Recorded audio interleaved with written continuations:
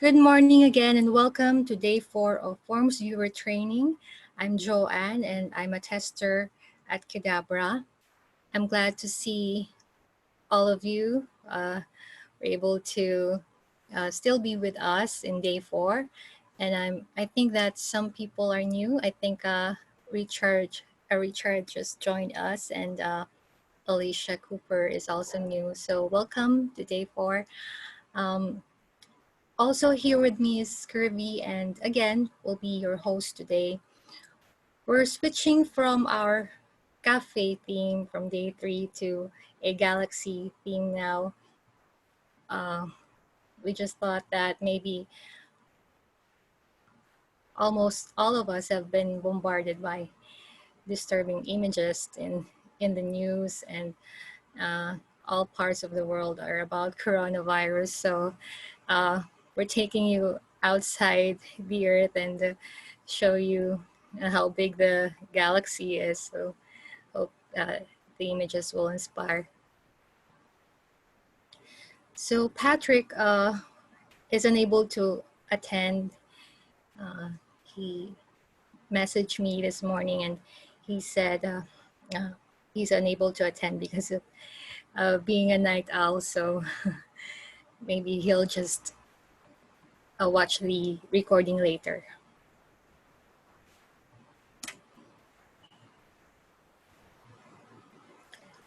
So before we begin, we'd like to start again with a review of day 3. So I hope you don't mind if we'll do a short question and answer again. So please take a moment and read the questions in my slides. And then I will pick a participant to answer the question.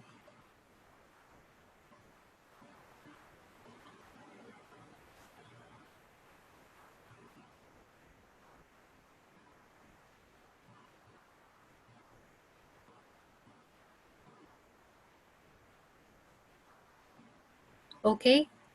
The first question is, what QRules command can you use to render your form as PDF? Let's see. Emma, do you want to answer that first question? Yeah, I'll take a crack at it. Good morning, everybody. So from what I can remember from yesterday, the actual QRule command is the render form command, and you would attach that, say, to the logic that would happen when you click the submit button on a form, and we would have chosen a file type that we wanted the form to be saved as, and that would be save PDF to form file field. And so that would trigger on our submit click, and then we would have our PDF form. Perfect. Thank you. And the command also allows you the option to display the PDF directly in the browser, open the PDF in the browser, or download it in your machine. So that's also a possibility. Thanks, Emma. Then the next question is, how does FormsViewer make it possible for SharePoint external users to open forms? That was with the Twilio authentication, wasn't it? Yes, we use the Authy from Twilio authentication to make it possible for external users. Thanks, Kathy. And we also have this open anonymous link in FormsViewer, and you can always share that to your users so they can open the forms even if they're external and doesn't have any SharePoint accounts. Thanks, Kathy. And for the third question, what is the benefit of saving file attachments to a document library? Let's see. Donald, do you want to answer that question? Sure, I know the answer to that one is to save file space, move it off, make the form open up faster. Good, yeah. So we want to reduce the form size, so we want to take the form attachments out of the form and save it to a folder in a document library, and then we have a tool, a technique that we showed you yesterday to replace the attachment with a link. So when users reopen the form, they will just click on the link to open that attachment. Thanks, Donald. Then the next question, or the last question, is what's the role of Authy in Qdabra's XTP that we demoed yesterday?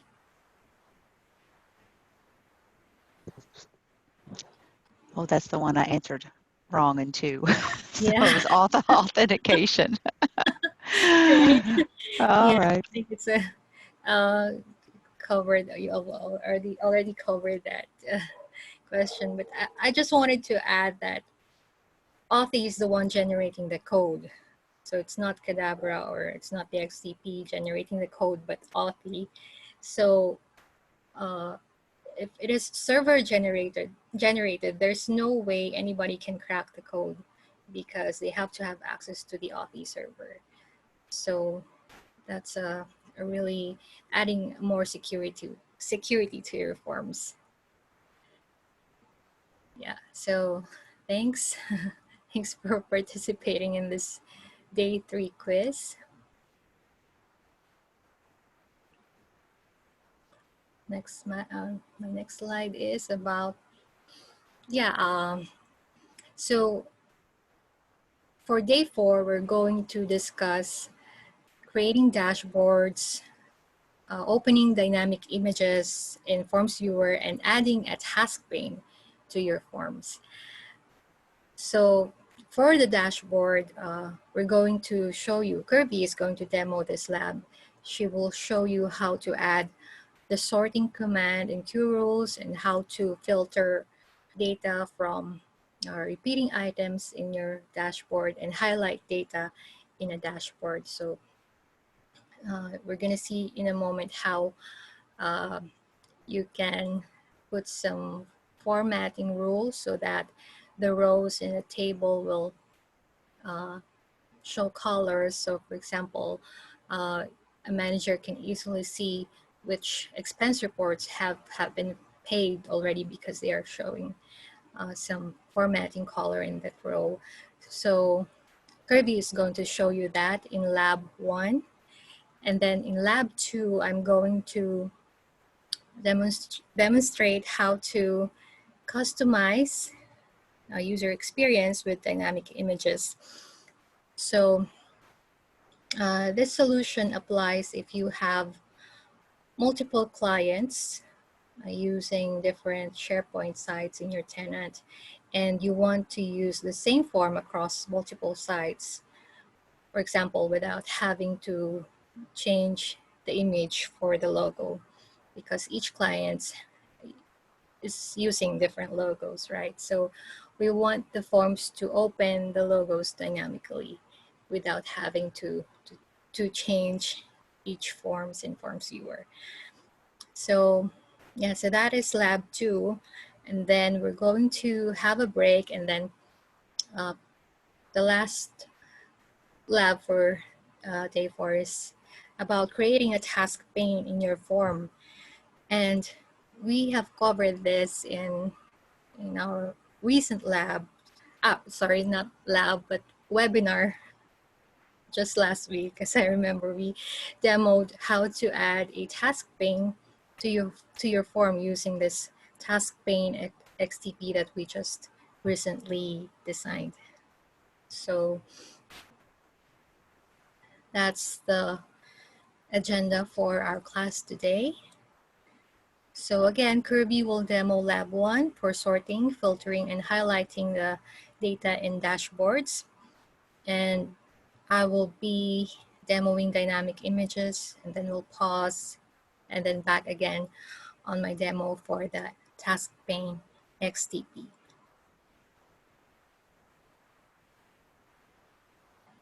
Okay, so Kirby, are you ready for your demo in lab 1? Yes.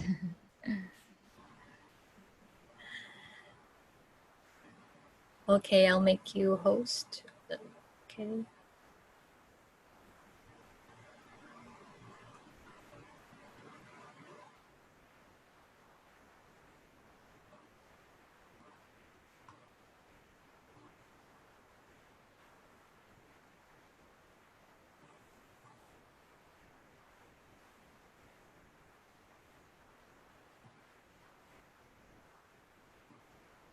And I'll stop sharing.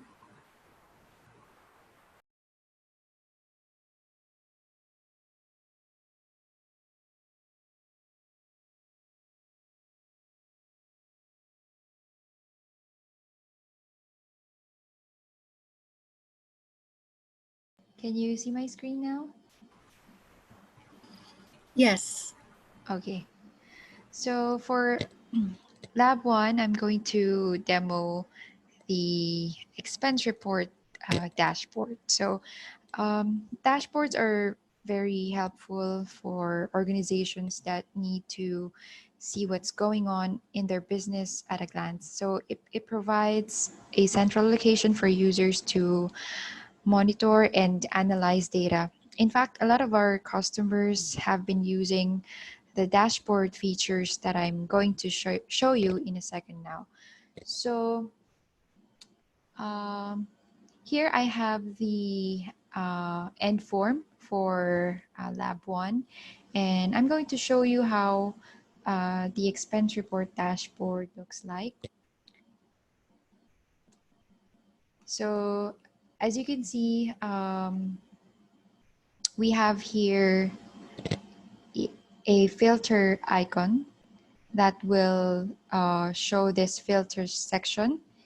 And in the filter section, we have 3 filters. So the first is the employee name. Second is the status and the report date. So this dashboard is actually querying data from our expense reports list that we've also used in the previous labs. So in here we have, let's see, let's try to filter by employee name. So let's click Joanne. And as you can see, as after I click the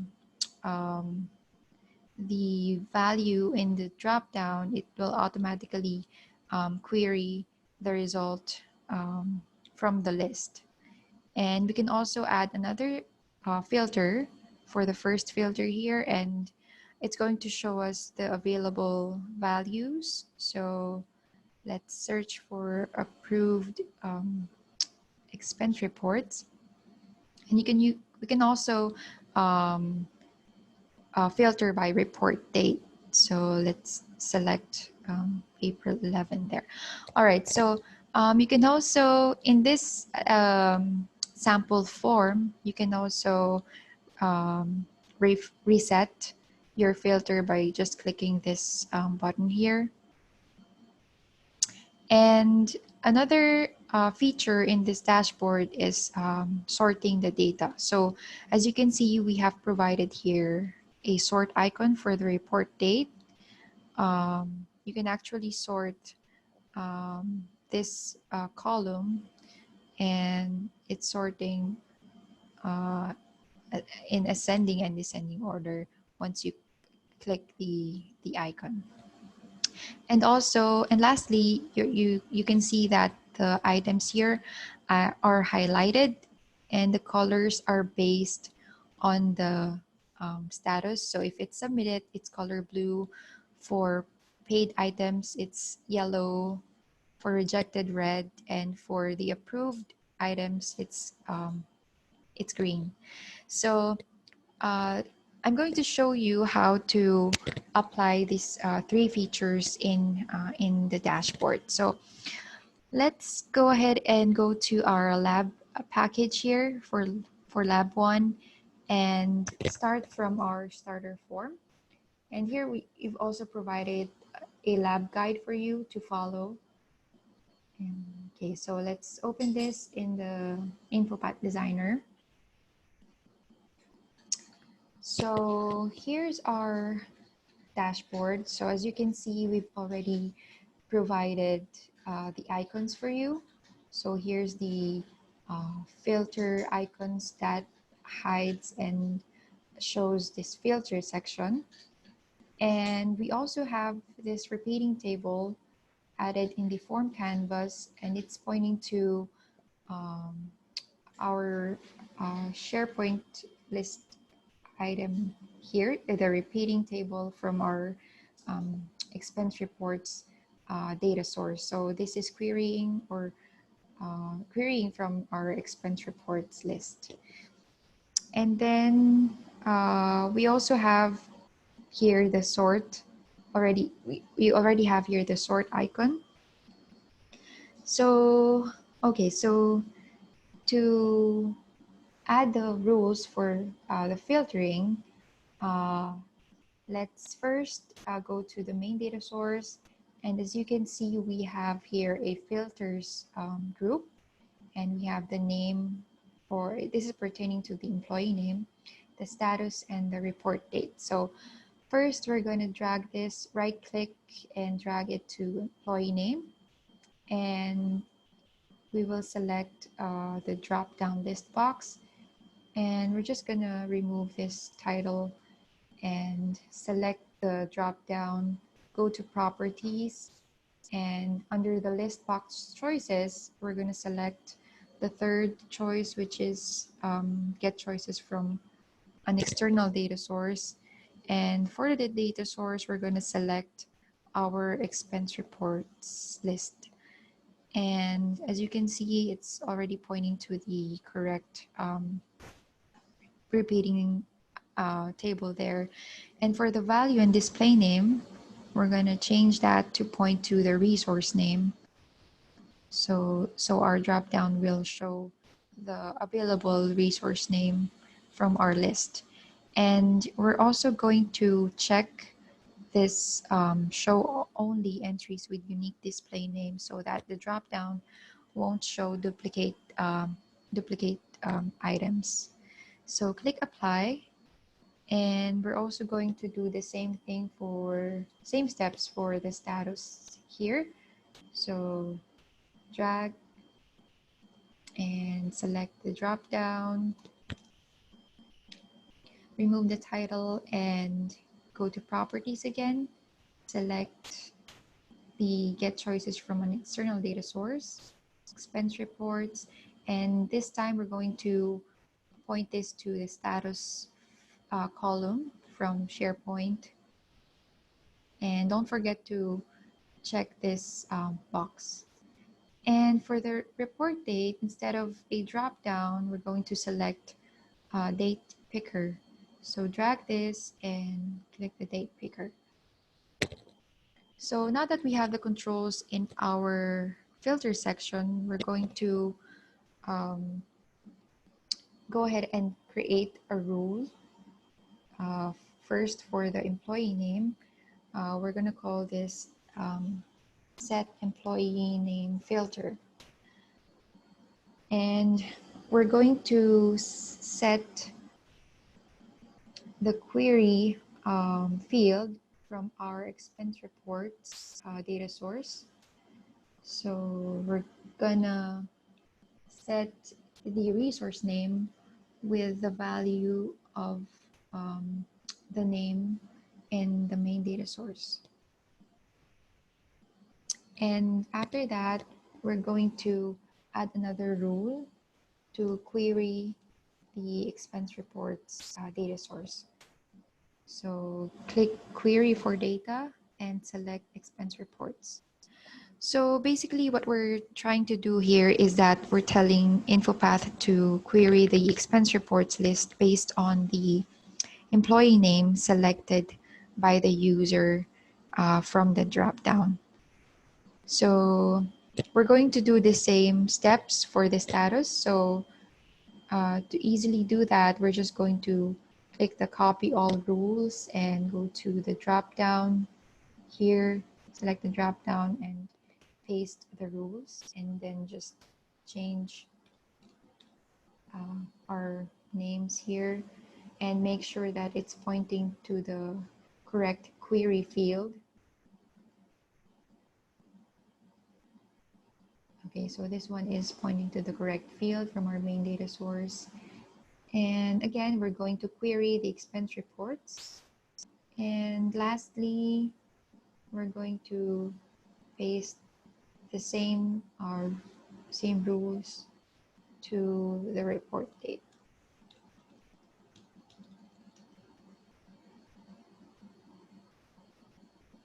Okay, replaced the field, and let's double check. Okay, so all right, so we're done with applying the rules for our filters. So let's go ahead and go to the sorting feature now. So here's the sort icon, and you have to click the sort icon, and we're gonna add an action called sort by, and we're gonna set the sort by field in the main data source with the node from um, the report date node from our expense reports data source. So let's set the sort by field under the form logic in the main data source to have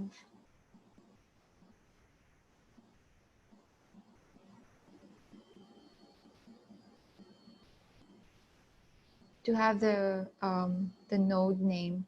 So to do that, we're actually going to go here in the fields pane. So we're gonna get the XPath of the report date. So right click and copy XPath. And as you can see here, you can see the actual name, the report date. So the SharePoint changes it to a field name like this one. So let's copy this instead and go back to our sort icon here and paste that node name of the report date. So once that's done, let's go to our main data source and go to the sort by field and add a rule called sort ascending. So this is where we're going to set the ascending and descending order for the sorting feature. So let's add a condition where order, which is also under the main data source, is not equal to ascending, and the sort by field is not blank. Then we're going to set the order to ascending.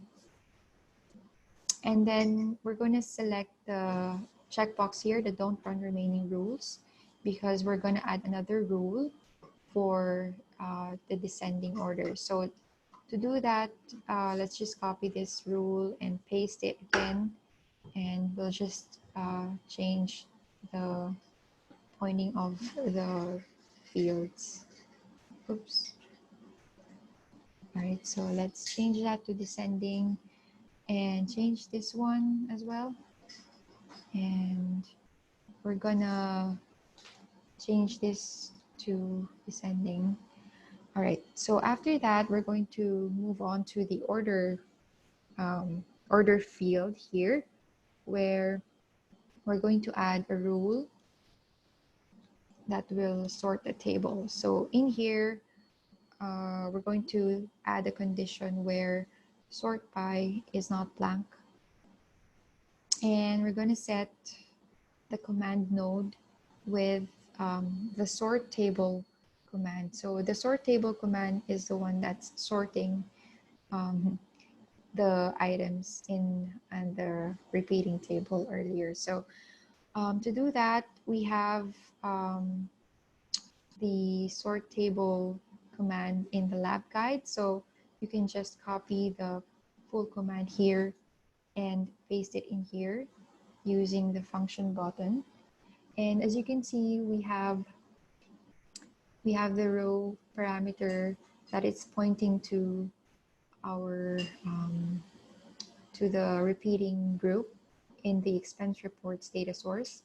And in here we have the compare parameter. So we're just going to replace this two dots here with the field that, or the value that we're setting in the sort by field in the main data source.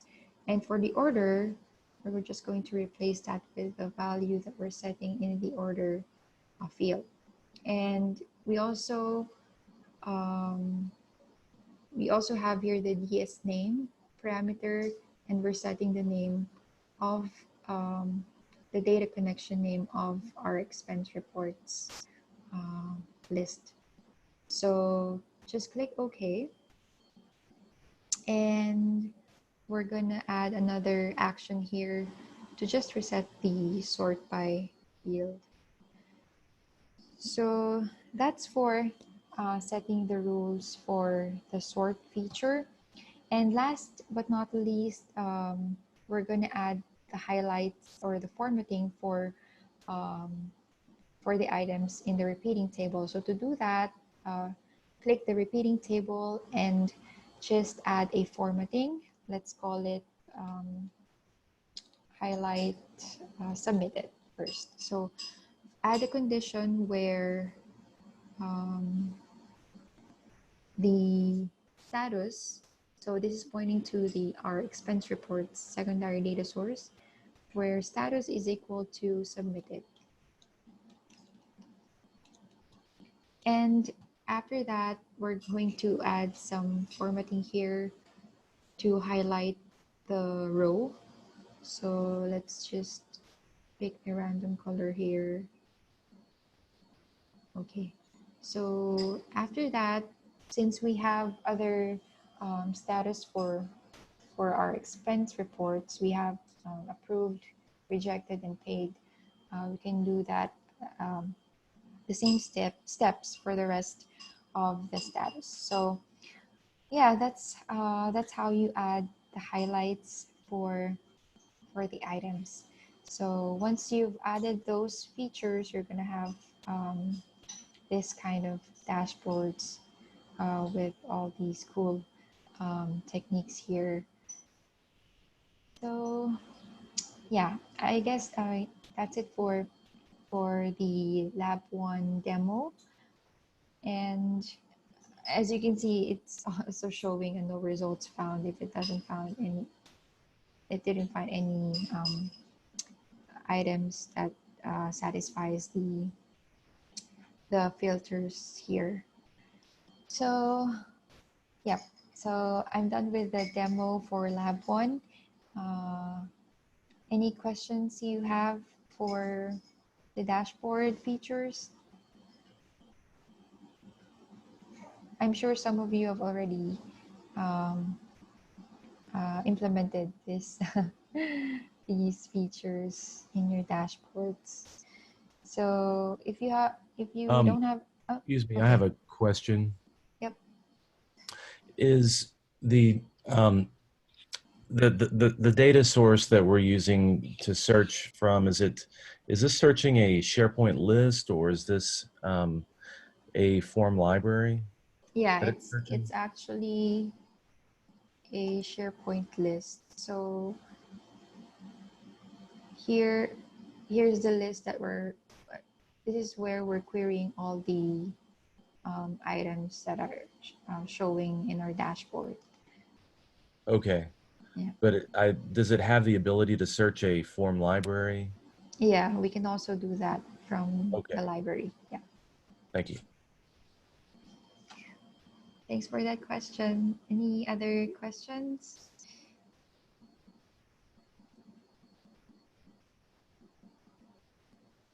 All right, so I guess everything's clear for Lab 1. So Joanne, I guess you can now share your screen. Okay. Thanks.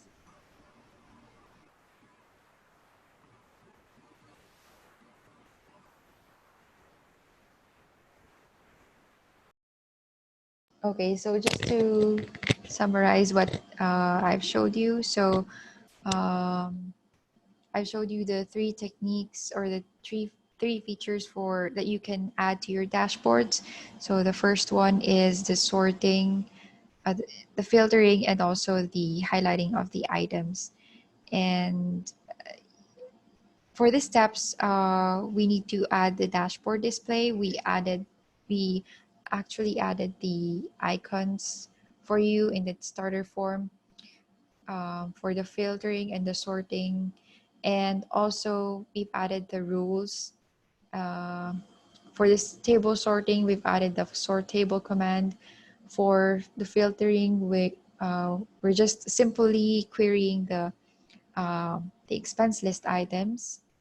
And also for the third one, we're highlighting the items by just using some simple formatting rules.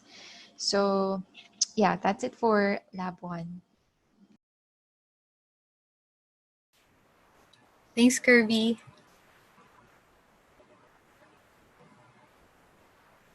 Okay, so next is lab 2.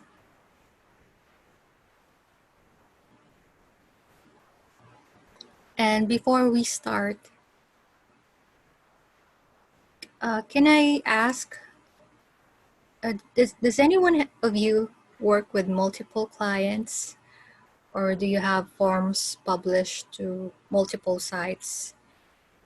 Maybe you're working with different clients and your clients have their own subsites, something like that. You can click raise hand in Zoom if you can. Yes. Thanks, Kathy. Yeah, so if you have a scenario like that, this solution can apply to you because this lab allows you to use the same form across multiple sites without having to change, for example, the logo. The form will query the logo dynamically from an XML file, and it will display the logo based on which client site the form is opened. So just going out of my slide. So in this lab, we're going to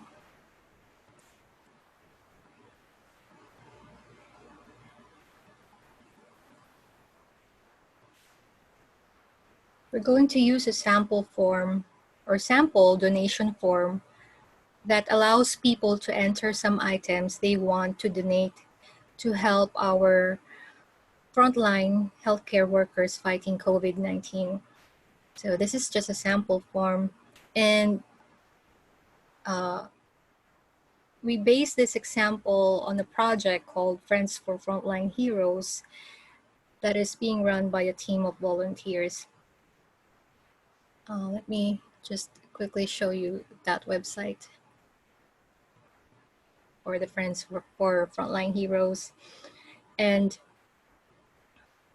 so imagine that this team of volunteers have its own site collection, and that site collection have subsites under it, and those subsites will be used by restaurants who are volunteering to gather donations from people.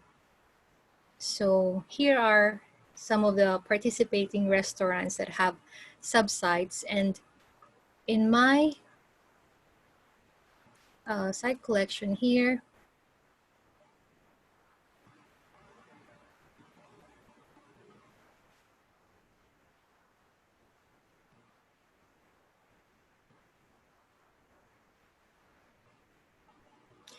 I have already created different subsites for each restaurants. So for example, if I click on this subsite, Cafe Juanita,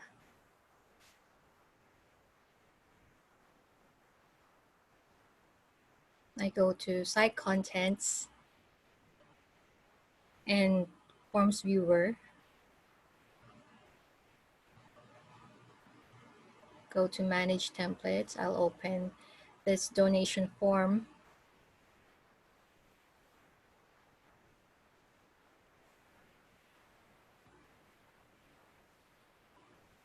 You'll see that it's opening the Cafe Juanita logo here. And if I go to a different subcycle, let's say bell pastry,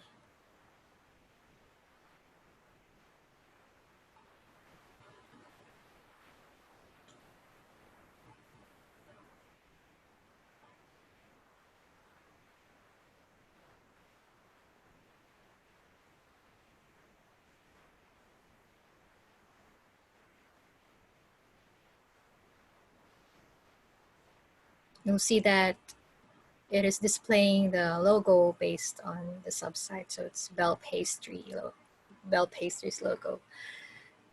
So if you would like to set up the same in your site, the prerequisites is in the Lab 4 folder. Oh, sorry, Lab 3, 2, sorry. So I'm just confused here. So Lab 2, customize user experience. Okay. Okay, so the prerequisites are you need to have a new or existing site collections in your SharePoint site, and then subsites created under the site collection. So we're using 4 subsites, but for testing purpose, 2 subsites will be enough. You need to have FormsViewer installed in each subsites, and then you also need to have FormsViewer extensions app installed in your SharePoint tenant that is set up to be available across all sites. So remember that FormsViewer app that we showed you in day 1, lab 1, when we set up the expense report form library to open in FormsViewer. So those are the prerequisites if you want to run lab 2 of day 4. So let's start. So the first thing you'll do is create an XML file for the logo in Base64. So we provided this company logos.xsn in the lab 2 folder. Right click on it, select design,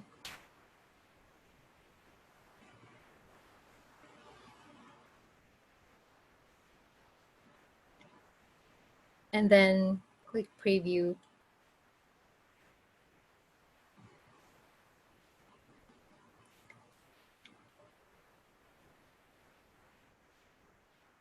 And then go to a website that converts images to a Base64 file. And choose File.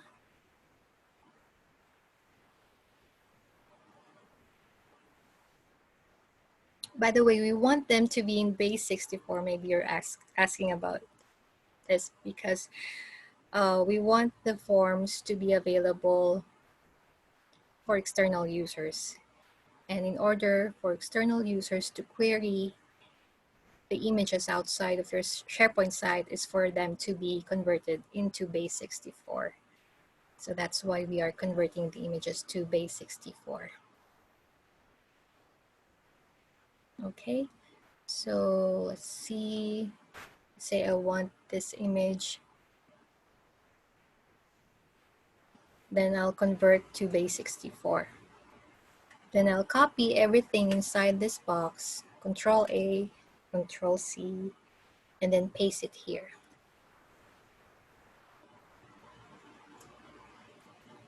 Then click File, Save.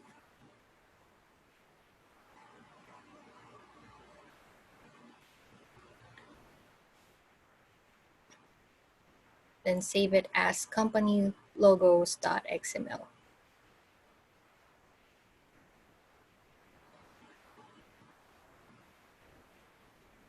Okay. By the way, just want to show you quickly the end form for this lab. You'll see that doesn't display any picture here, so it just shows that we're dynamically querying that logo. So after creating the XML file, for the logo, you need to upload the XML file to the subsite's site assets. So let's see, I'll just close everything. Then I'll go to the subsite.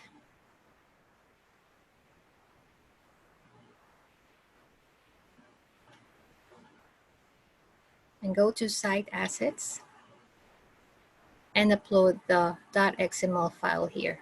So you can see I've already uploaded mine earlier. So that is company logos.xml. Next, you need to modify the form to query this XML. So in Lab 2, we have a starter form. So right-click on this form, select Design.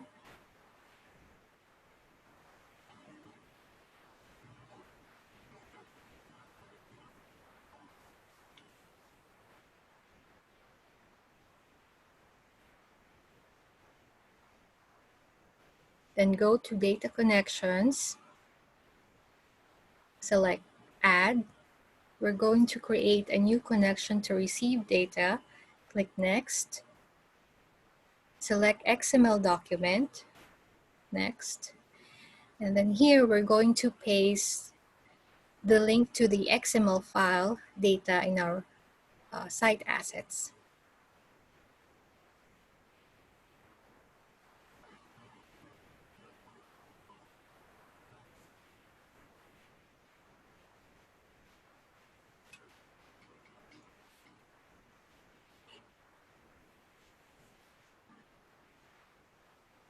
And in order to complete the link, you need to append company logos.xml.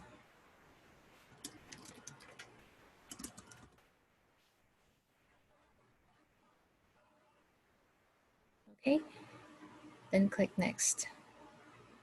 And Infopath will start looking for that XML and checks if it's valid.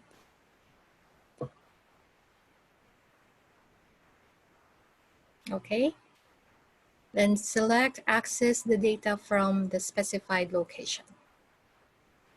Click Next, and then uncheck this. And finish. Okay, now that we have the company logos in our data source, we need to display the logo in the form header. So I'm going to drag this field here, the image base64 field. But as you can see, it's not being recognized as a picture file because it is just a text file. So we want to convert this to a picture file. So to do that, you need to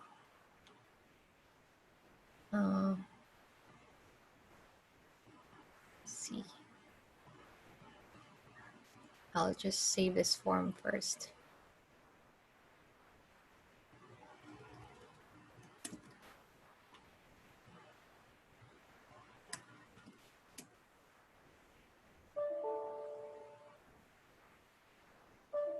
Oops, sorry.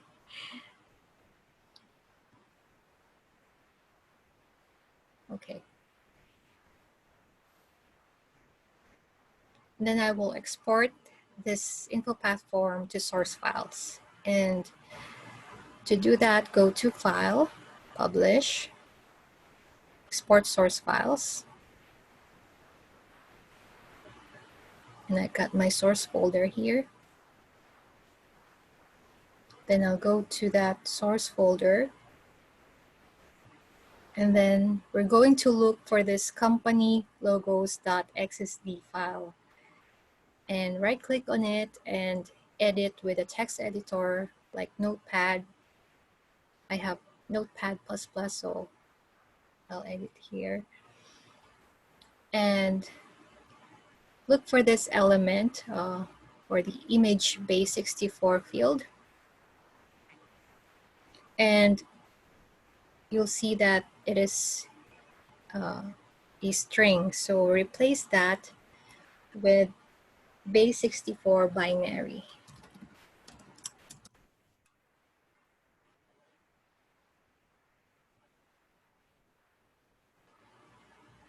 And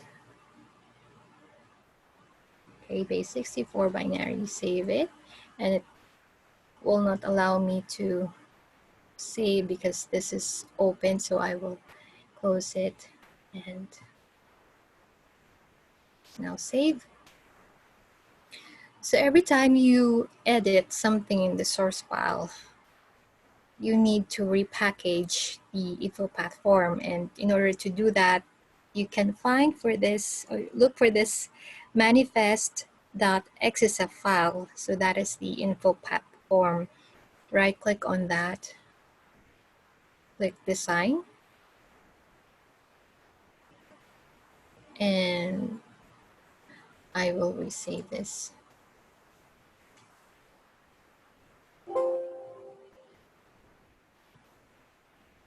Okay, and then I will delete this field that I added in the header.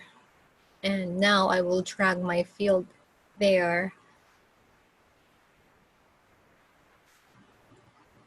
So you see that it is now being recognized as a picture file instead of a text field.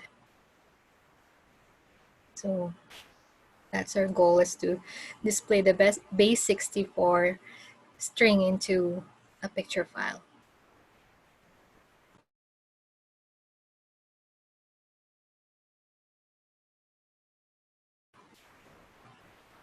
Okay, so the next part is you need to add a rule in finished loading. So look for the Qdabra rules data source, select finished loading, and add a new rule here called set logo. So I've already added that. So it's setting the set logo to go, and then go to the form logic node, expand actions, and then select this set logo field here. Then we're going to add a new rule that will call change connection of XML. And so just scrolling down here in the PDF document.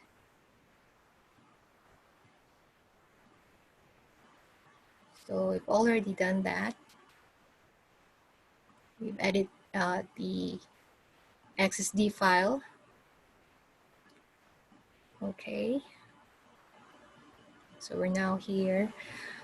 So we're adding this rule called change connection for XML, and then copy this command.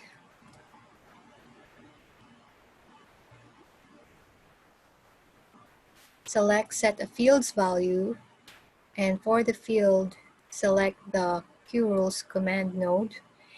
And for the command, we're setting it as a function. So click the function button here and paste this concat rule. So it will not yet allow me to add this formula because I need to repoint this field to the actual field called SharePoint site URL in the Dynamics DC or Dynamic DC's XTP. So if you remember, in day one, we showed you how you can make your forms dynamic so that on form load, your forms automatically detects which site FormsViewer is installed. So this is that dynamic data connection here. So we're going to select the SharePoint site URL. Okay, and then so just make sure that you named your data connection for the XML file company logos because it's specified here. And also that you named your XML file as company logos as well. Otherwise, you need to replace the data source name here in the parameter ds name, and then also for the appending.xml in the last part of the concatenating rule. Okay, then verify formula, click OK. And then last is you need to add a query for the XML data connection. So there's an action here in Infopath to query for data. Select that and select to query the company logos XML file.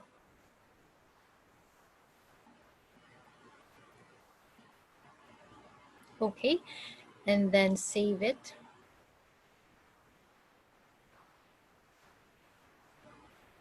Then go to the subsite that you're working on. Oops.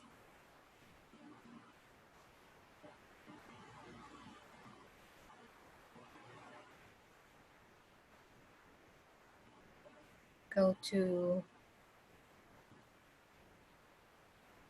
FormsViewer, manage templates.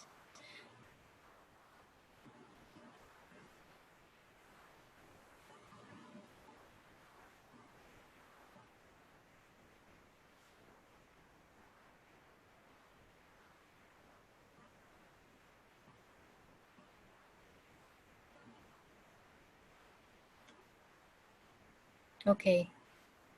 And by the way, in this subsite, we created a donation forms form library.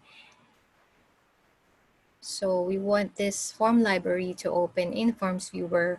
So I have set up the extensions app in the site pages.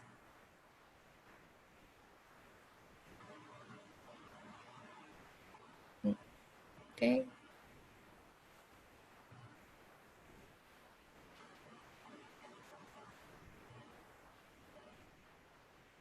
Okay.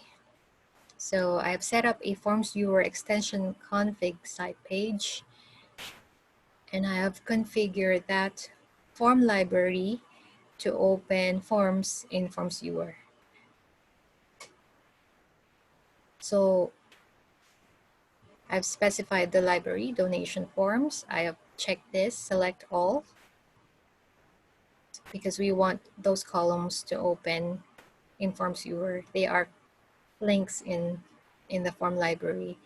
And we have, I've set this FormsViewer URL. So by default, it's always displaying this FormsViewer URL here by, let's see. We've done this in day one, but I'd be happy to show this again to you. So click edit for the web part. And here you need to specify the URL of the forms viewer. So go to the landing page where you see all of the menu and copy everything in the URL and paste it here. Okay, then republish. So when you have that forms viewer URL in that box, it will always show here. You don't have to specify that anymore here. And for the template name, you need to specify the exact form template that you uploaded in FormsViewer. So if you're wondering why is my form not opening, or why is it opening a different form, so look for the form template name. So maybe you specified a different one. So just remember the exact template name and place it here, and then apply changes. Okay, so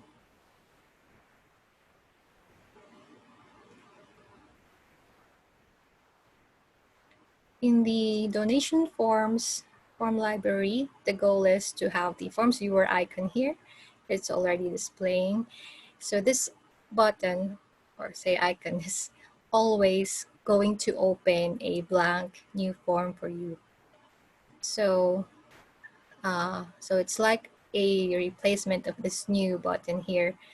So I think I remember a question came up in day 1, and I'm not sure if it's Joe or Donald who asked if we can just replace the new button here with the FormsViewer link. So the answer to that is it's not currently possible because SharePoint doesn't allow you to edit any of the functionalities of the buttons here. So as a workaround to that, we just added a button for the FormsViewer, its own button, so you can open new forms in the form library. And if, for example, I have a list of XMLs already here, that will open as well in FormsViewer. So I will click here to open a new form. Okay, and showing my logo there. But it is slightly squished. Maybe my CSS styles is not functioning right. But let's see, I will upload the original. Maybe I did made some changes to that starter form.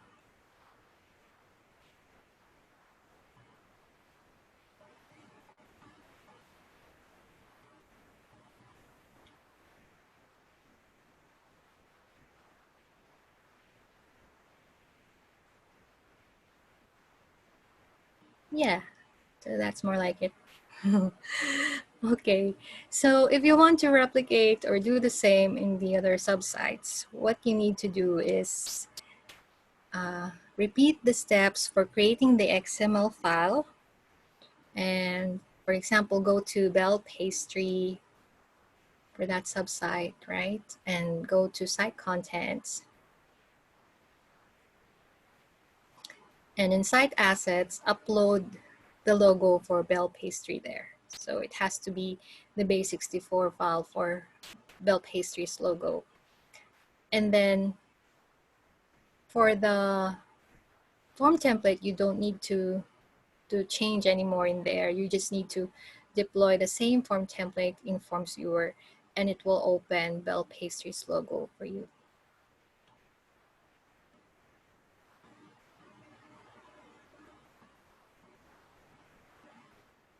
Right there.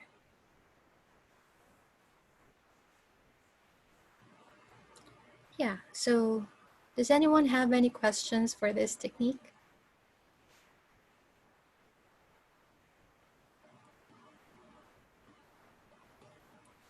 Do you think this makes sense at all?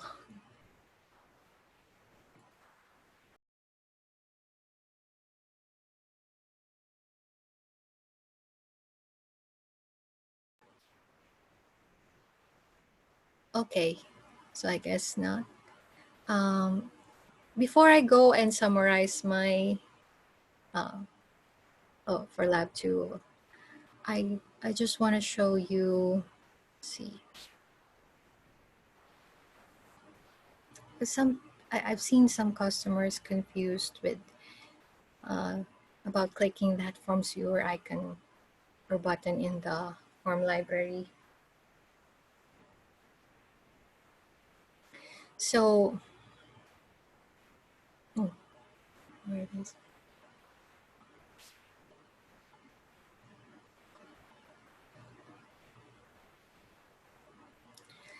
So this, again, this is opening a new form, blank form for you. And these are already existing forms. So if you just click on it, it will open the form in FormsViewer. But some customers, I've seen them click this and then click this. So maybe they were just a little confused about this button in the header, and so they they'll go here and click it. So, and click that. So just to let you know that you don't have to click this anymore when you click this .xml file, because the purpose of the extensions page, the pages or the site page that we configured for the select all checkbox there, we selected the name column, as you remember. I'll show you. Okay.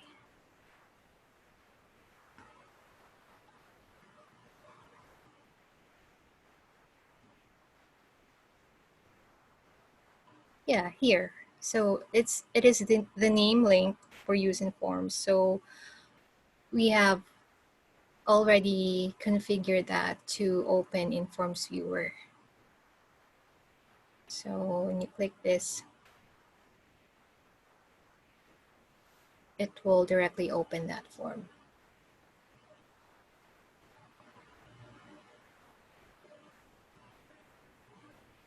Yeah, so I just want to do a quick explanation for that.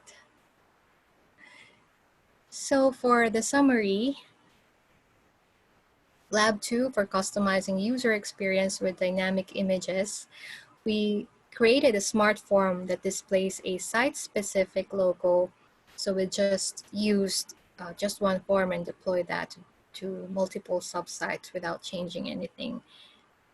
And it's lower maintenance because you don't have to redo the changes or replace the logo for each forms.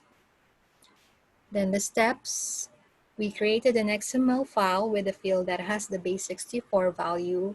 Again, we're using a base64 for external users to be able to access or load the logo on their machine, even if they don't have SharePoint accounts.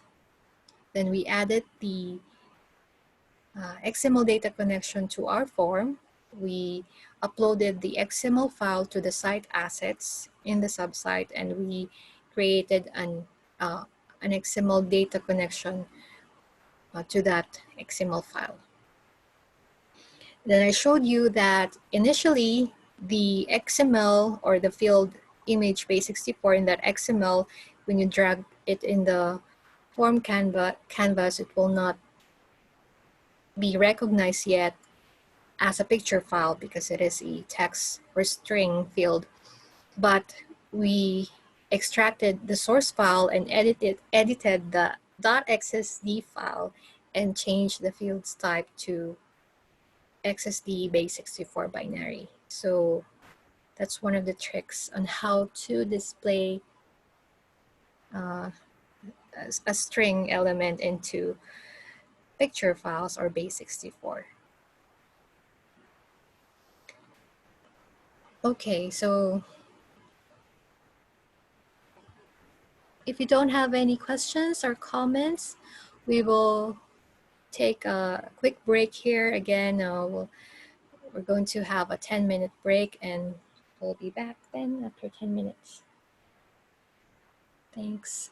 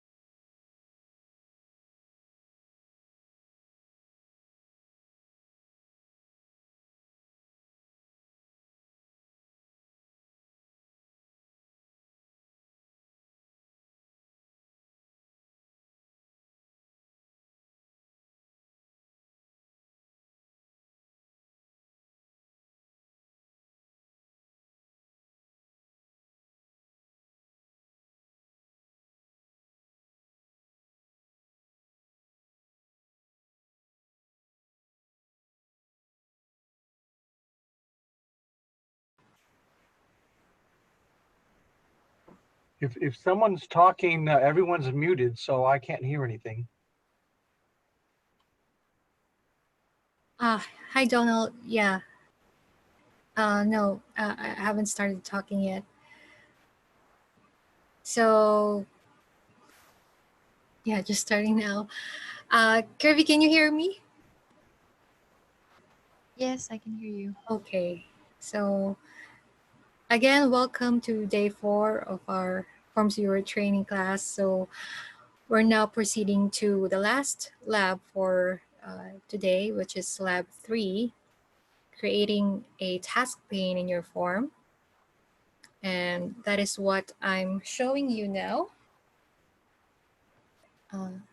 You see that I have opened a form that is displaying a beautiful task pane here with the form content displayed in the left and then the task pane to the right. Then I have really cool buttons here that is showing some CSS styling. You see that highlight effect there. And if I click on one button here, this task pane will have its own scroll so that I have a text there. It's actually the instructions for the XTP itself. So it's just a sample text that I placed there to show you that when you added a long text here, the task pane will add its own scroll like that. So that is the task pane showing to the right.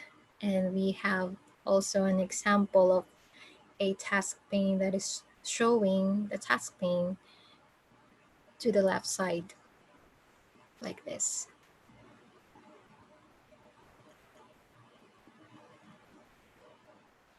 So why is task pane important? We just recently discovered this technique, and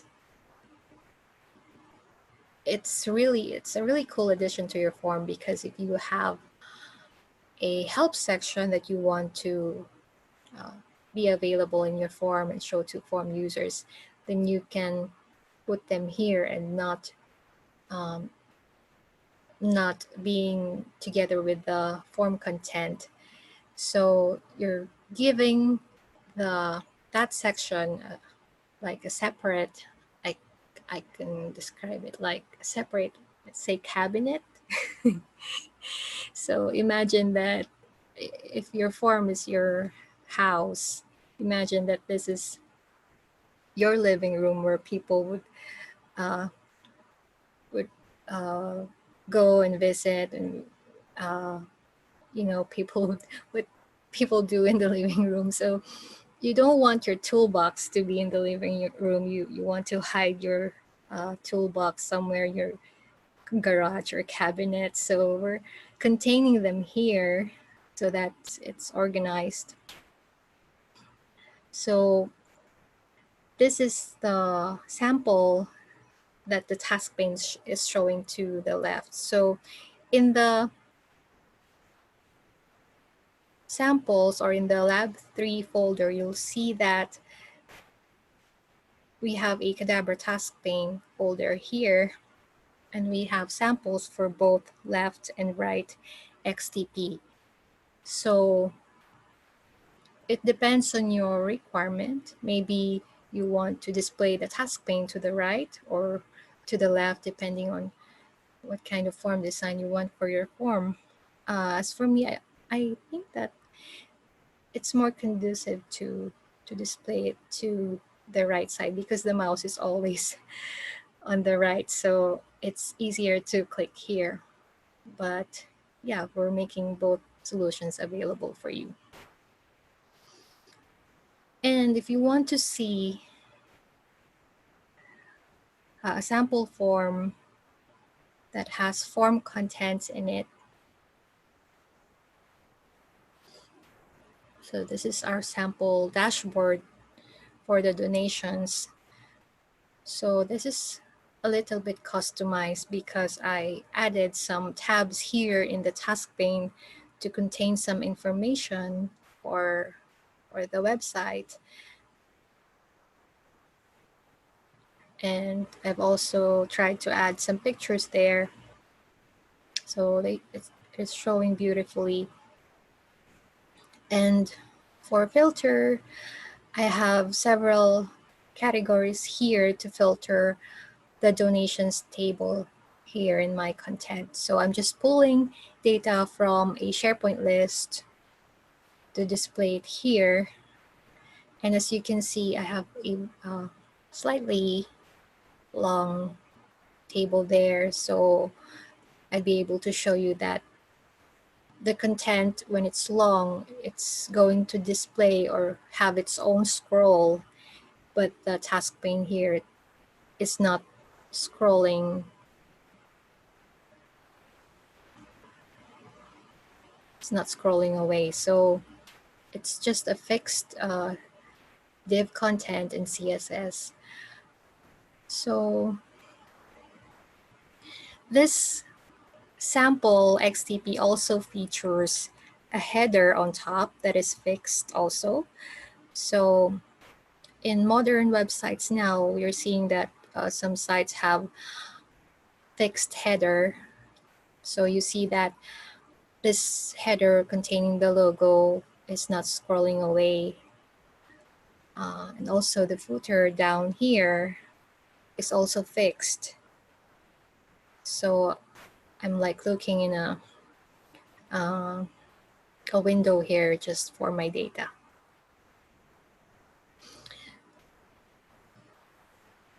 Yeah, so this has a solution version at the bottom, and you can also replace with your company name and with your own company logo, for example, and just customize the buttons to correspond to the menu that you want for your task pane. So it shouldn't always have to be instructions or information. It can also be a menu on the left. So if you have a really long form, so some forms that I've seen have tabs, right, showing horizontally, but you can display those tabs in this task pane, like a menu on the side that you can click, and it will show the sections here in the form content. And one thing that also Patrick mentioned is that you can always have your submit button here in the task pane, no matter where or which section you're in. And if you also have a print button, it's also good to have a task pane.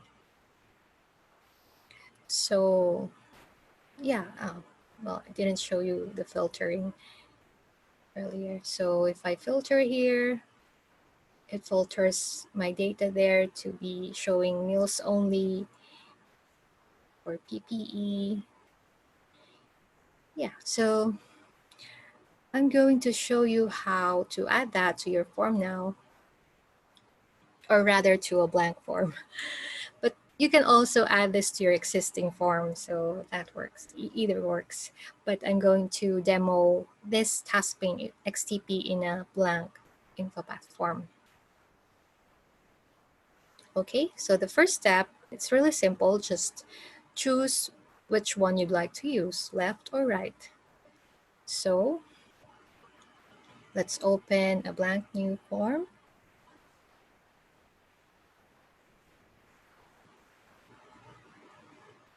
And when you open the form in Infopath, it always adds this default table there, so just delete it. And by now, you may already be familiar with adding the XTP because we've used a lot of XTPs in this training class. So I've already added that task pane. I'll remove that. So I'll go to add, select template part, click next. I'll browse to the template part.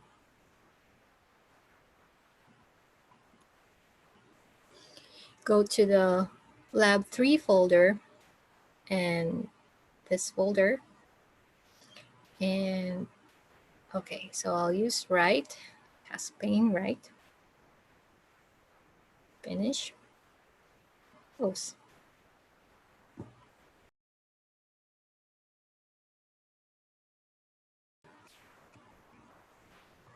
Excuse me for a moment.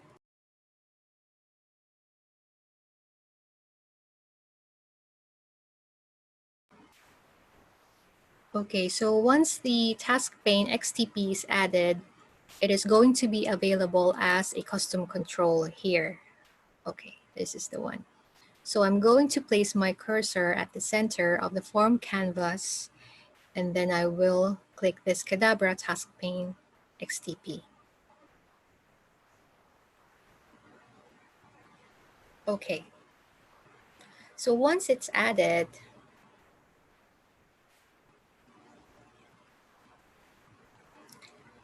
we're going to save the form.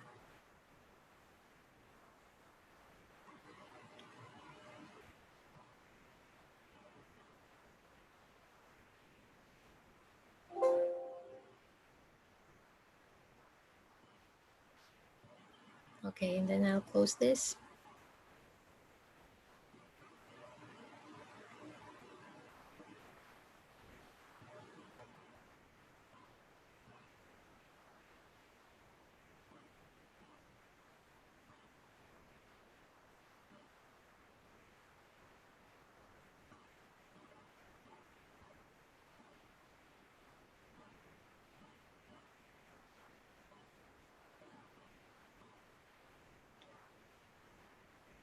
I'll drag the form here, and I'll update my end form.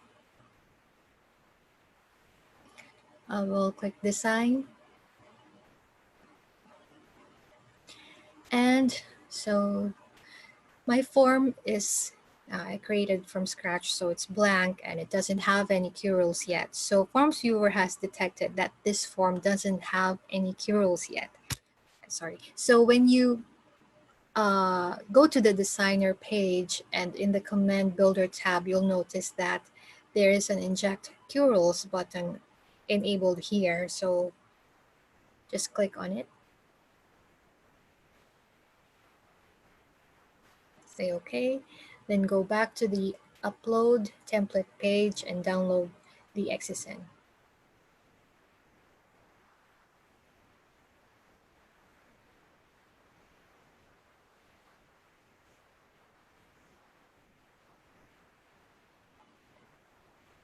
Right click, select design.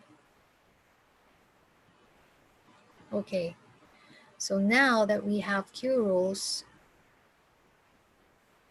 we can now go to finish loading, and then we will add a new rule here called load CSS. Then we're going to run this rule only if finished loading is equals to true.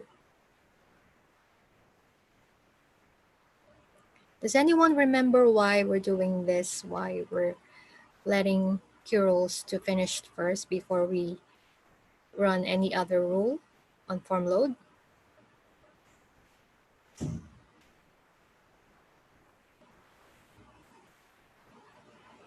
No? Kirby, can you answer that? Well, it's got to be a good practice to let it finish loading before you press on. Yeah.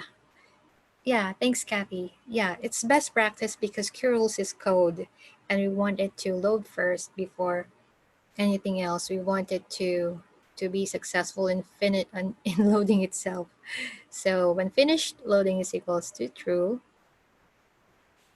let's set the field's value here, and let's set the Task Pane XTP field load CSS. So when you added the XTP, it adds this Task Pane folder in your main data source. So just expand that and find this load CSS field and set it to go. Could be any value, but just prefer go. So I'll go to my main data source and select that field. So it already has the rules here. So it is just simply saying here that it will stop or it will not run if it's blank. So right now, when the form loads, we set it to go, so it's not blank, so it will run. And we're going to replace this temp command to the actual curls command. So you've already seen that in the previous days that we've showed you how to run the XTPs in your form. You always need to point the temp command placeholder fields to the actual command field in curls. So we're telling the command node in Qdabra rules to run this command called load resource. And this load resource command, we've discussed this in day 2 class, where we showed you how to use a CSS styling. So we have a file here called CSS styles or styles.css, sorry. And we're adding that to the parameter name. Okay, I guess that's rather straightforward. So I will save this.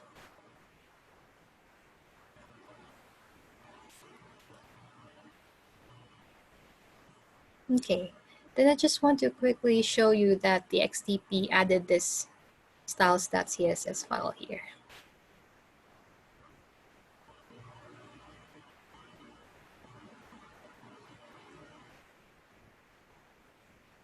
Yeah, so after that, we're going to just upload or re-upload the form template.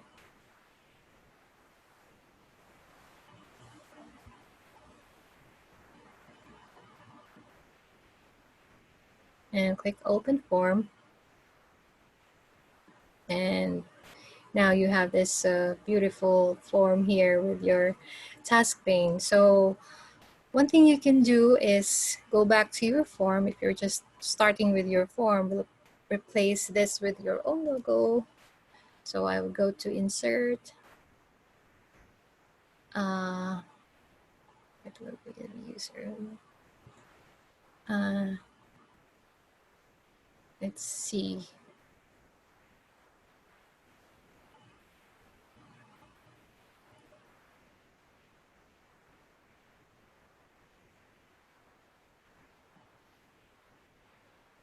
And it's supposed to be transparent logo, or maybe you can do some changes here, and you don't want to put some colors. Yeah. So here you would want to put your form content here if you already have, or if you added this XTP in an existing form. So assuming that you already have your own data source here, you can drag that data source in this form content here. So just look for this part here where it says form content. Just drag this the fields that you need in your form, and make sure that you don't remove the table cells here, because it's really important that they are there. And so just I wanted to show you how the CSS works behind the form, so that you can better understand why we need those table cells intact. So, okay, I'm going to open the XTP.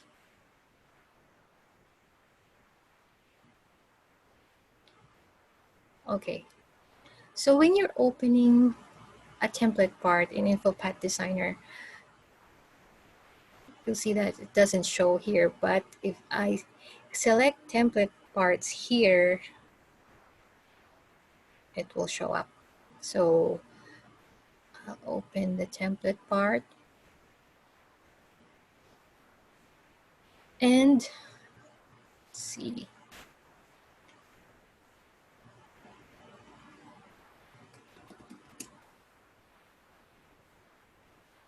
I'll export this to source files. So I have a icon here for exporting.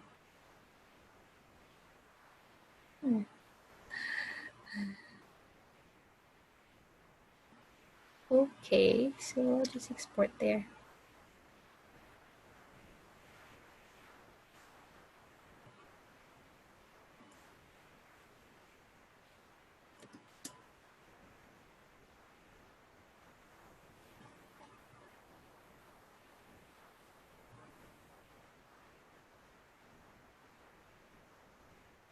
Okay, so we're looking for view 1 because I've added this design here in view 1 of the template part. And as you can see that this is just a plain 2-column table. So I've separated the content from the task pane by adding a 2-column table in my form. So I don't know if you recognize it, but it is 2 columns. So I specified here that the first column is going to be my main content and the second column is my task pane. And these calculated values are not showing because not showing in the view because I've always I have set them to always hide. So they are just there for reference in the CSS. So we're going to look for this text here in the, see, I'll close this. Go back to source and I right click on view 1, select and edit with notepad. And I'm going to look for that text, main content, find all. And yeah, so Infopath, the XSL for Infopath is a combination of HTML and XML. So if you open the XSL file or the style sheet for the view, you'll notice that there's a call group tag here. So this is my column 1 and my column 2. Okay, and by default, Infopath will not add you this class, and I added that by hand in the XSL. Why? Because in the CSS file, I am referencing those classes. So I have here, I'm calling column.call1 class, and I'm setting the width of that column to 80%. So obviously this is the content because it has to have a bigger width than our task pane here. So our task pane is column 2 and it is just set to 20%. Okay, so I'm calling those columns through class in CSS. Okay, so that is just setting the width. And then we look for this main content text here. So now I have edited this XSL to add an ID, and I've enclosed everything in this div in a unique ID called main content. And also for the task pane, I have added a separate unique ID for that, which is task pane. And I'm calling them in my CSS here. So this is the ID main content and task pane. And they both have similar properties, but let's see. So they both have position fixed because they are fixed in the view. So that explains why you can't see why you can't hide this entire task pane. I think I've encountered that question. Can we hide this task pane? Sorry, we can't hide it, but we can hide the sections in it. We can't hide it right now because it is fixed in the view. So we're still trying to think about some other technique like hiding and showing, like a sliding effect for the task pane. But we need some JavaScript for that to work. So right now, the solution is fixed. So position fixed. So main content, we are positioning it to the leftmost of our view. So that is 0, and top most also. And we're using this property. And then also we have the same width here. We are using the same width, 80% for the column. And we're using height 100 VH, meaning viewport height. So that just means that we're using the height of the browser, whichever browser you're using. And we're adding a scroll to that height. And this is the vertical scroll. And then we're hiding the horizontal scroll. So I think they're both similar. We're just adding this box sizing property here. And then for the other parts, like the form header, we also have added its own ID here. So I think that maybe when you have some free time, you can play around a bit and take a moment to review what we added here. For button styling, we also have it here. And like I showed you in day 2, as I remember, you can use the Chrome's developer tools to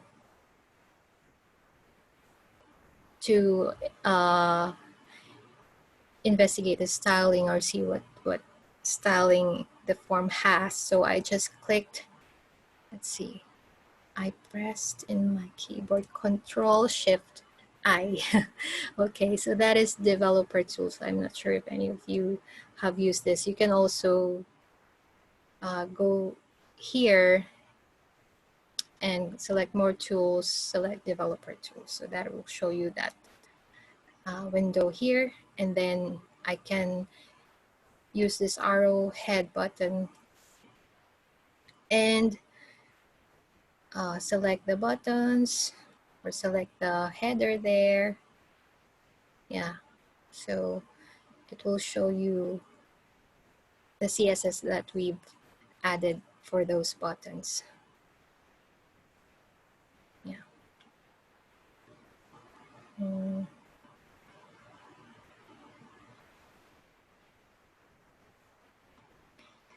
Okay, so I think that's the end of lab 3.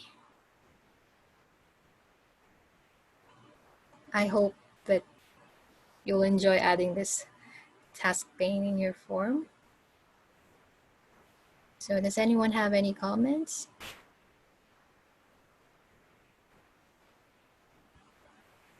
I think the task pane thing is fantastic, and I'm really looking forward to using it in forms that I'm doing moving forward. I'm sorry, who is it? Is it Shane? Yeah, it's Shane. Hi, Shane. Thank you. Glad that you like it. I would be interested in hearing some examples of how this could be used or potentially be used, if anyone has some ideas. Well, what I'm planning on doing with the task pane is I used to create forms that had kind of a step process that they would follow to walk through a long form, and I broke it out into different sections that would be hide show using tabs across the left. And with the task pane, I can use the same type of buttons on the right that would step through like a process to fill out a long form, that I could just add button, button, button, that you walk through different sections of a long form. And then at the bottom also have like a print button and a submit button, and have those, you know, hide or show based on how far somebody is through the form. Cool, thank you. Mm-hmm. Thank you, Shane. Let us know if you're able to add this to your forms. So to summarize for Lab 3, so the benefit for adding Task Pane is to anchor the reference text for long forms with scrollable views. So if we have a really long text that we want to display, like instructions, we can add that to the Task Pane. And then we can show a clickable menu of sections tab that doesn't scroll out of view. We showed you that. Then we can also use the Task Pane for navigation links. So there are still some cool stuff that maybe you'll be able to think of, Shane, or someone else can think of on how they can improve this Task Pane, or on what solution it can they use it, and provide a richer experience. So we showed you a dashboard sample form with a filtering section to the right of the Task Pane. So that's really cool. Like, you have your toolbox there. You can also do it in the expense report, just like the Kirby showed you how to add the filtering. So maybe you can try it with the expense reports as well.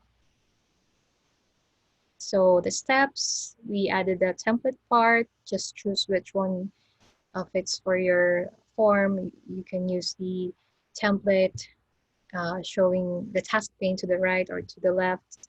And then we need to re-upload the form to FormsViewer. If your form doesn't have any Q rules yet, you can inject your forms with Q rules in FormsViewer Designer. Hey, Joanne, I have a question about the task pane, maybe in thinking of how to use it, right? So you talked about how you don't have it set right now where you could basically hide or show the task pane, you know, expand it and collapse it and things like that. Could you create two views in the form, one that includes the column for the task pane and another view that's basically the same view without the task pane in it, and have like a hide show button that really just changes the view, one that includes the task pane and one that doesn't? Okay, let's see. So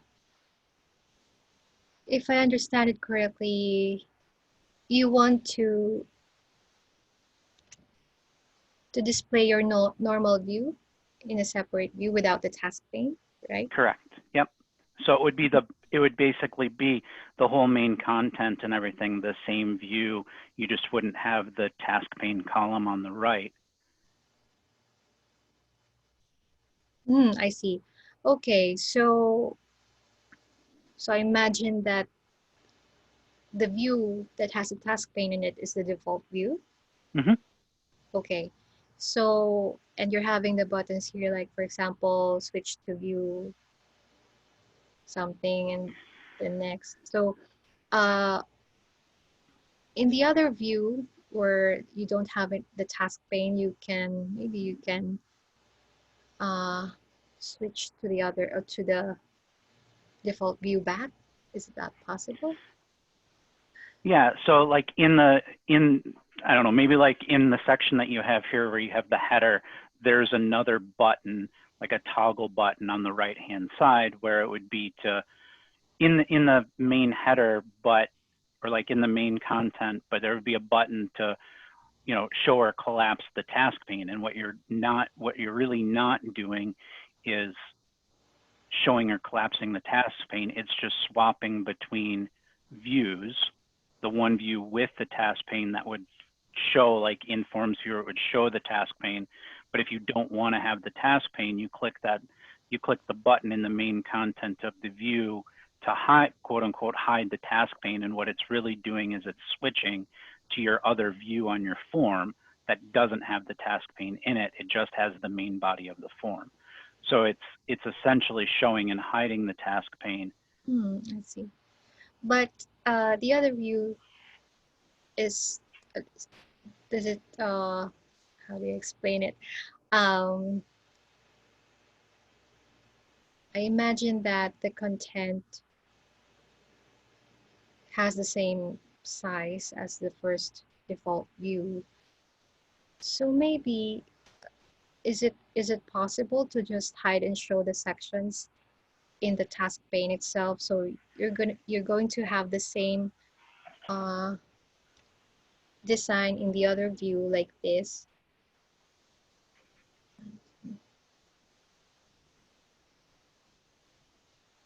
And then for the other view, you have a button here to as an option to hide the sections here. Is that what you're asking? Yeah, well, I'm thinking more of you know, to solve. You had mentioned that you can't really show or hide the task pane, right? So if you're in FormsViewer and you're in the form that you're showing, the task pane is always there.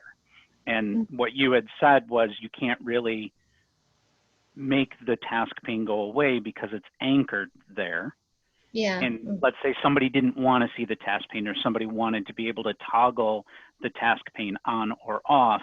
There could be a button in the main body, not in the task pane, but in the main body, where it doesn't really collapse the task pane. It switches to a different view that just doesn't have the task pane.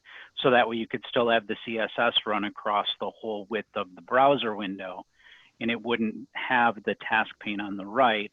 It would extend the whole way. And then if you wanted to have somebody use the task pane, you would effectively have the task pane appear by switching back to that view using the toggle button, switch back to the other view that has the task pane on the right. Is that something that you could do? Yeah, I think that the button will just switch to that view. Or, sorry, the toggle for the task pane. So like I said, we won't be able to expand and collapse the task pane, but you can hide everything inside it by just having a toggle button here. Okay. So if people doesn't want to see the content in the task pane, they can click on that button to hide everything in this area here. But you won't be able to collapse it. I'm thinking that if you grab that first the first column, it's a two column table.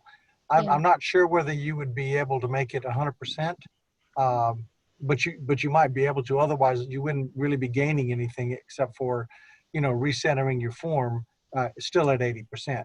But I think that you're along the right path. That if you just took it out and took all the content, put it out into a different, just a one column table, which you can determine the width of, then I think what you're talking about is it's just a matter of smoke and mirrors, and nobody would know that you're really just switching views. I think it's a really promising solution.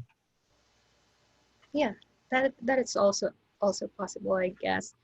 But for another column having a different size of width, I think that you need to have another ID for that, and to call that here in CSS. Yeah. Wonderful. Thanks for that suggestion. And like I said, we're still trying to improve it. Hopefully we can have a JavaScript solution so that we can expand and collapse the task pane. And as soon as we have it, we will provide it to you. Yeah, so thanks Shane and Donald for those comments. Does anyone else have any questions? So yeah, going back to my summary. So we added a form load rule to load the CSS rules, and we replaced the temp commands with the Qdabra rules command node. So that's the end of lab 3.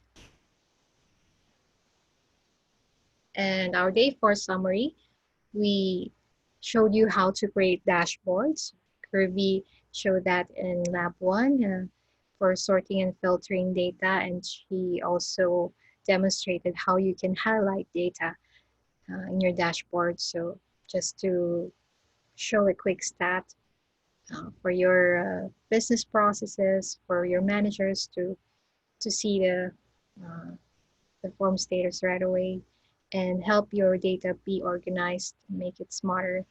Then we also showed you how to customize the user experience with dynamic images. We showed how to create a smart form that loads different site-specific logo depending on which sub-site they are opened. So the benefit of that is it's lower maintenance because we just modified one form and that form is deployed to multiple sites showing different logos. And last, we showed you a beautiful task pane to add in your form that can help you add some text or instructions to show users how to use the form. And that is also providing a richer experience to your users. So I hope you enjoyed day 4. So we have a short quiz here, but we're missing 2 other questions there. I'm sorry about that. So the first question is, what curls command can you use to sort items in repeating tables?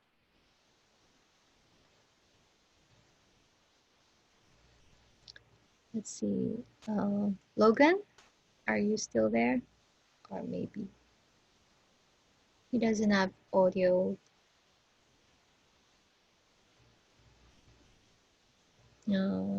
Richard, do you want to answer that?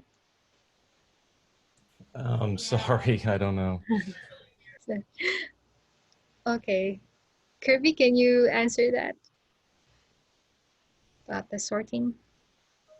Yeah, you can use the sort table command to sort the items in your repeating table. Okay, thanks. And then how can you apply the highlighting of items in a dashboard? Emma, do you remember how Kirby did that? I can remember how to sort and I can remember how to filter, and I believe that highlighting is just another Q rule, but unfortunately I didn't include in my notes the exact name of it like I did the other ones. I didn't think that was a Q rule. I think it was just formatting rules that if status is approved, then turn it yellow. If status is denied, then turn it red. Something. Oh, so it's just a conditional command then. I think so. Right. Thanks for that, Don. Yeah, Kirby can tell me if I'm right or wrong. Thank you, Don. That's right. Yeah, that's right. So she used a formatting rule in Infopath to add that color and highlighting. So no curls commands there, just default formatting rule. Thank you, Emma and Donald, for remembering that lab. And we don't have questions for 3 and 4. That's okay. So for lab 3, my question is, what command did we use to make our images dynamic? You converted them to that 64. Is that correct? So for external users so they could see it? Is that what you're talking about? Yeah, so we converted the image to base 64 and then we queried the XML file for that. And then we use the change connection URL. So there's another curl command to load that XML file to make it dynamic. So the command is change connection URL. You can search that in the command builder in Forms Designer so you can learn more about that command. And then the last one is for the Task Pane XTP. So I'm not sure how over to ask about that. I think we almost discussed. That was basically just the use of a template that you guys have provided, correct? Yeah, correct. So it's an XTP, so it's really easy for it to inject in your form. If you want to start a form from scratch, it's going to be really easy to use it. But if you have existing forms, it's also easy. You just need to put everything inside that content, the form content area, put your tables there or fields in your forms content, and then add the things that you need in the task pane section. Yeah, so if you want to play around in the CSS file, you can export the styles.css file in the resource of the Infopath form to see the CSS. Okay, so can you share your takeaway for the week? The things that you learned in day 4 and what was your major takeaway? Okay, so. Well, I'll start. My takeaway, I just wanted to see what was possible. And the fact that you provided very good documentation, you know, I'd be able to come back and say, hey, I need to try this. But right now, none of my forms are in FormsViewer, so I'd have to convert that in the first place and then try to apply some of this other stuff. So it's just nice to know what is possible so that I can figure out if this would actually benefit my customers. Yeah, okay. Thanks, Donald. If you need us to assist you on converting your existing forms to FormsViewer, we'd be happy to help you enable them in FormsViewer. That is something I wanted to ask. What is the turnaround time for a not a terribly complex form and not just a little survey, but maybe a 30-field form to convert from Infopath into FormsViewer? What does that look like in time?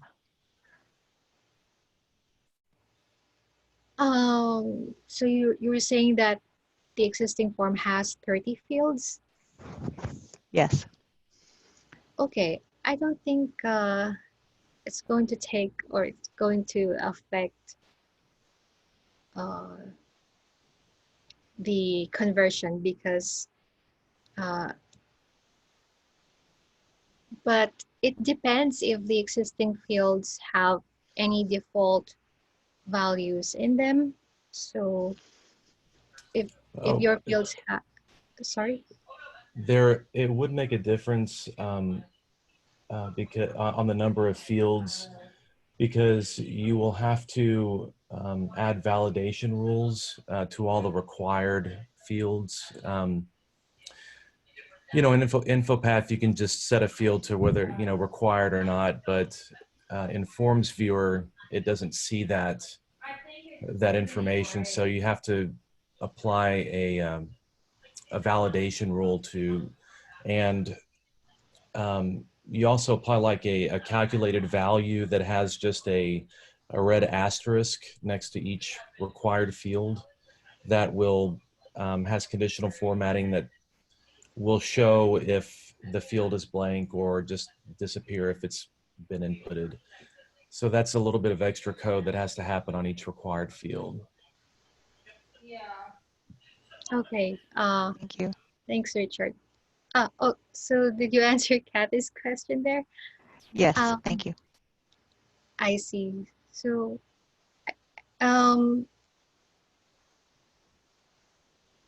Richard, if you're able to, I'm going to send you the link to day 2 of the training.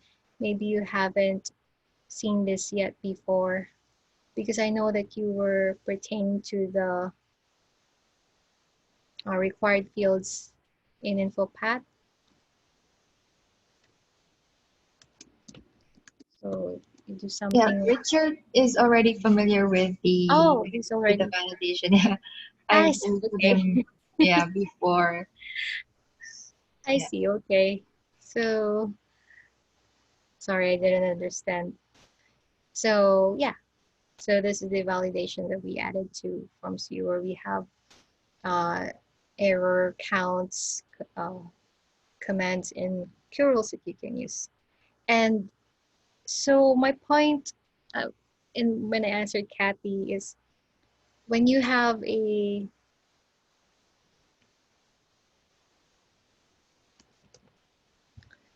field and it has a default value.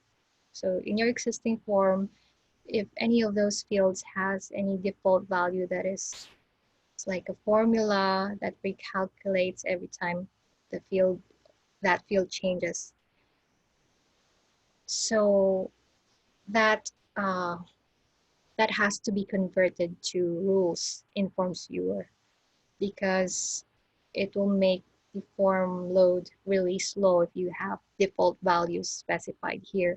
So what we do for clients with existing forms and they have default values, we convert them to rules. So it depends on the timing or when those fields are being used in the form, we add a trigger for them to load those default values. So that's one thing to keep in mind if you have existing forms with default values. Thank you. Okay, thanks, Kathy.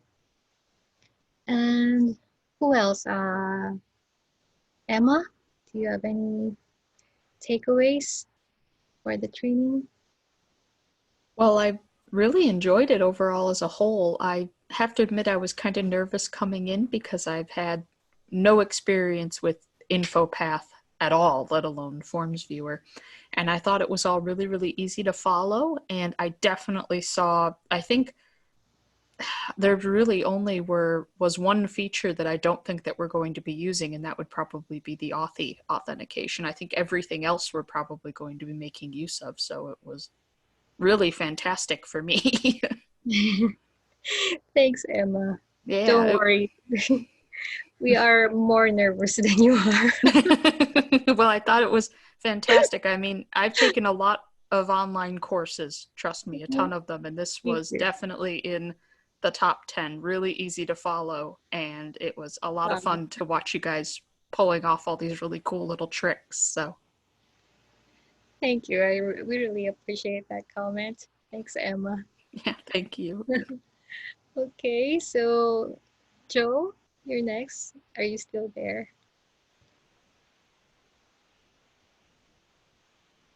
Joe? Okay, so maybe he's busy right now. And Logan is, I think, using a mobile, but he doesn't have any audio. So Logan, if you're still there, maybe you can watch the recording later if you have time. Then Richard. Yes. Yeah. Yeah, I think you already. Oh, sorry. Did you have a question or? No, I don't have any questions. Just any takeaway that you have. Oh, hear them. Well, the task pane is pretty interesting. I'll have to think about how to use that, and I did like the dashboard that you showed, having a dashboard in the form, and yeah, it was pretty informational, and so I'll have to consider how I can use them. Thank you. Thanks, Richard. And for the dashboard, we can also add a link to each rows. I don't think that Kirby was able to show that, but our dashboards in our internal sites in Qdabra. See,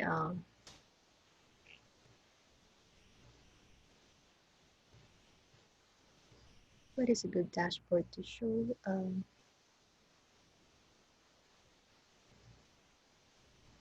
Yeah, so this is our dashboard for our statement of work form. And we have links here to open the form. So doesn't have any formatting rule to highlight, but it's really nice that we can just go to this dashboard and open the form. So, sorry. Okay, so I guess that's about it. So that's the end of our class. Thank you so much for being with us since day one. And for those who were able to try out the labs, so feel free to let us know if you encounter any issue and we'd be happy to assist you. Our goal is to do another FormsViewer class, hopefully before end of this year. And I believe that the class will always be free for you. And we want to let you know that a huge feature that we're working or trying to finish is the FormsViewer designer that is going to replace the Infopath designer. So in the design page, we're really working hard to release the designer version of Infopath here. So we are absolutely committed to doing that and focusing to getting it done this year. So once again, thank you for being a FormsViewer customer. We look forward to serving you in the future. And Kirby, thanks again for all the hard work that you've done. Have a great day, everyone. We'll make the recording available to you again. Thank you. Thank you. Thank you.